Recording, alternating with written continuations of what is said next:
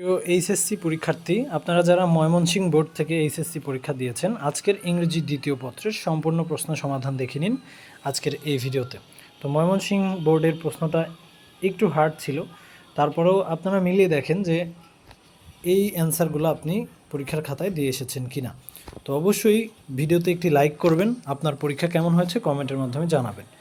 তো এই ছিল 1 নম্বরের কোশ্চেন সলভ প্রিপোজিশন, যেটা আপনি একটু কষ্ট করে স্ক্রিনশট দিয়ে আপনার প্রশ্নের সাথে মিলিয়ে নেবেন। তো এবার দেখেন ময়মনসিংহ বোর্ডের 2 নম্বরের যে প্রশ্ন সলভটা, প্রথমটা হচ্ছে হ্যাড বেটার, বি নাম্বার হচ্ছে উড রাদার, সি নাম্বার হচ্ছে ওয়াজ বর্ন, ডি নাম্বার হচ্ছে as soon as, E number হচ্ছে লেট অ্যালোন। তাহলে বুঝতে পারছেন যে প্রশ্ন কিন্তু অতটা কঠিন ছিল না। তো মিলিয়ে নেন। এরপরে চলে আসি আমরা কমপ্লিট দ্য সেন্টেন্স। আপনি যদি ঠিক এইগুলো দিয়ে থাকেন তাহলে কিন্তু আপনার কোশ্চেন সলভটা ঠিক আছে, আপনার কোশ্চেন অ্যান্সার দেওয়াটা ঠিক আছে।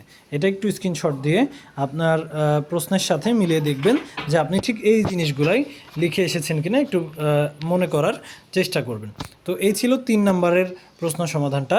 এবার আমরা চলে যাব 4 নম্বরে, রাইট ফর্ম অফ ভার্বসটা কিন্তু খুবই ইজি ছিল, কারণ টেন্স অনুযায়ী এটা দেখা গেছে কি বেশিরভাগই পাস্টে আসছে। এই যে এগুলো কিন্তু পাস্ট, আবার দেখেন এই দুইটা কিন্তু পাস্ট, এইটা পাস্ট, ঠিক আছে।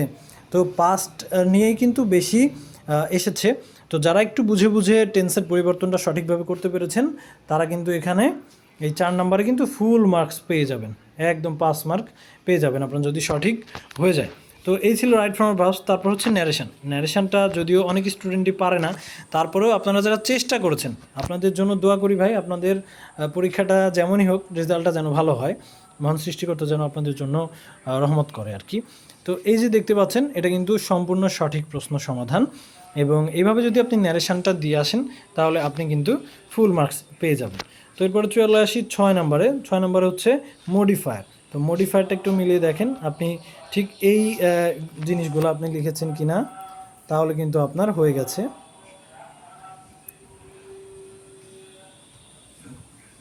এবং আপনার বন্ধুদের সাথে এই ভিডিওটা শেয়ার করতে ভুলবেন না।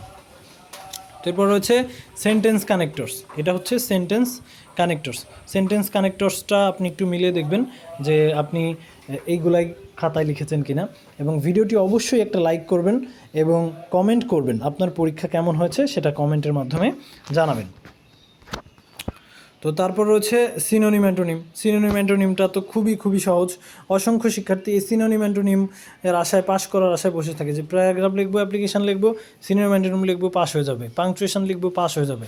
তো আপনাদেরকে বলবো যে মিলিয়ে দেখেন, আপনি যদি সিনোনিম অ্যান্টোনিমকে সঠিকভাবে দিয়ে থাকেন তাহলে অবশ্যই আপনি পাস করতে পারবেন, অবশ্যই পাস করতে পারবেন।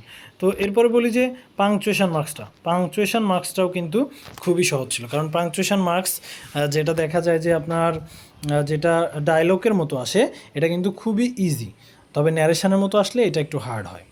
তো এই ছিল আজকের এই ভিডিওটা। আপনারা যারা ময়মনসিংহ বোর্ড থেকে পরীক্ষা দিয়েছেন আপনাদের জন্য অনেক দোয়া ও শুভকামনা রইল।